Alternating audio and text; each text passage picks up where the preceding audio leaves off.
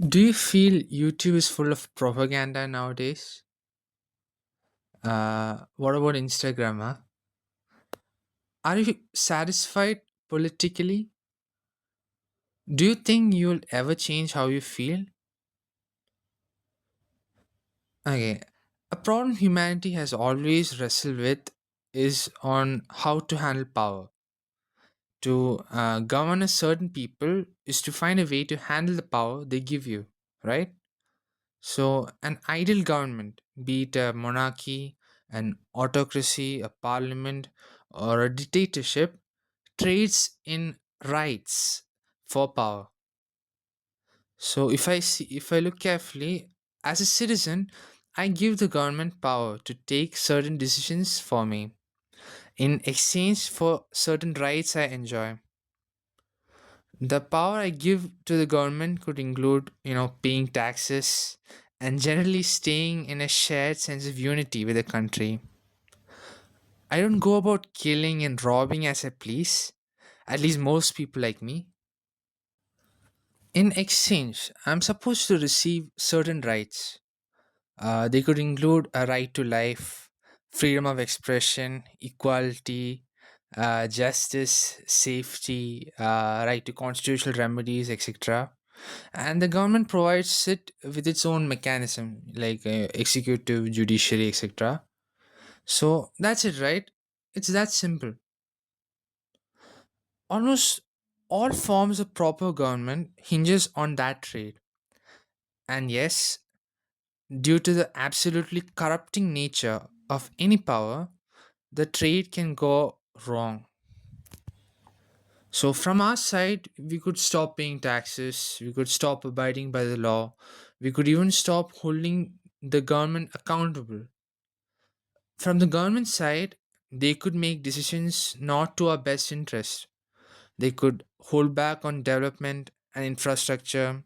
They could exploit our public feelings to make themselves above accountability and to give in, basically make schemes that are against our interest, right? So stop me if I start being too relatable. So how do we remedy that?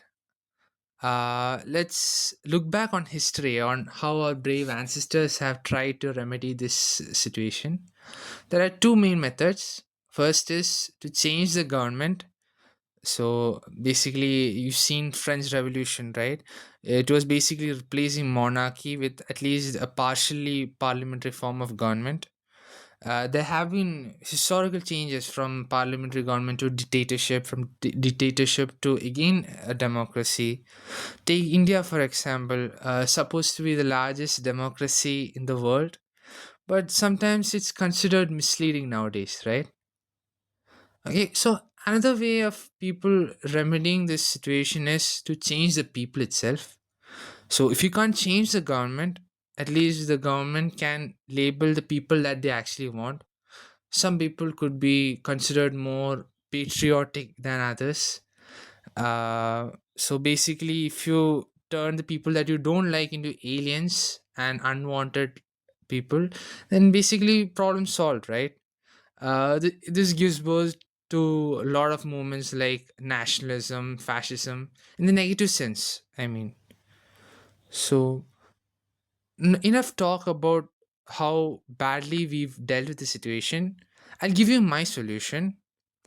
It's not something radical, it's always been there, but I just would like to point it out and make it more clear.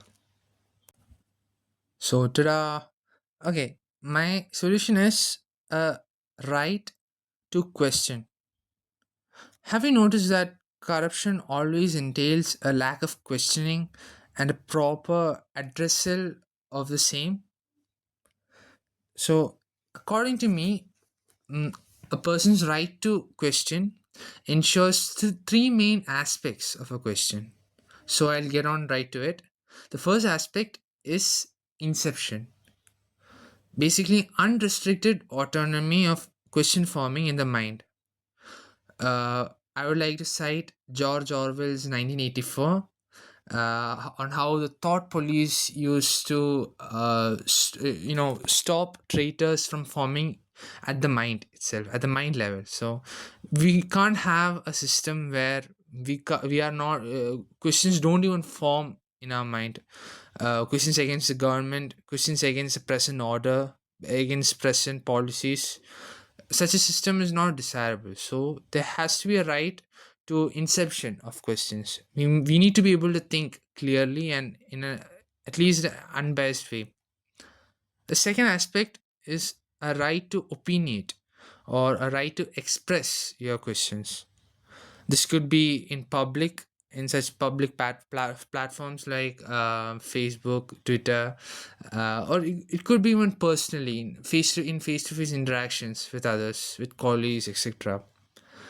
There are tactics to suppress this, like fear. There are societal pressures, and such tactics must be curbed. This, if you look at this, right, this is in contrast with freedom of expression, though freedom of expression is much more restricted, and I wish that the right to express your questions are less restricted, as they don't usually spread hate. Right, a question doesn't spread hate, it doesn't usually incite violence, or it doesn't defame a person. A question is mostly to enlighten, it serves to enlighten. So it it has to be given a more free reign as of. Then the third aspect I would like to think of is two main concepts, and this is a basically loop of these two processes or concepts. First one is a consensus building, okay, and the next one is a response from the authority. So what do I mean by consensus building? So just after I express my opinion, there are in social media, for example, due to government machinery, there are chances of my message being censored or suppressed. The YouTube algorithm could, suppress my message. Basically, people could hate label me, make sure that my message doesn't get across. So such things are in direct violation to my right to build consensus. For any valid question, at least it has to be heard across the table, right? So this is a right for it to build a proper consensus in the public. If it's a valid question, of course more people will be thinking about the same question, they'll be having the same query in their mind. Otherwise it'll just die down if it's just me, then this is coupled with the other process of a feedback or a response from the government. Obviously I'm not forcing the government to be saying yes to all questions, or in the positive sense. A government could respond positively or negatively to a question. They could even acknowledge that the question is invalid or stupid, but at least the response is necessary, right? So these two loop around. That's basically the last aspect. If there is enough consensus for a question, the government needs to have a response. And if the response is not satisfactory for some, maybe more consensus could be built. So and thereof, at least there is an exchange of ideas, right? So this goes on until either one of the persons of the either the government or the people change their mind. So this is my plan, and I know it's not foolproof, and this might not solve most of your problems, but at least I feel that it keeps people talking with each other, right? Um, I think that most conflicts can be avoided if you are willing to just sit down and talk. So, enough yap for today. I'll be signing off.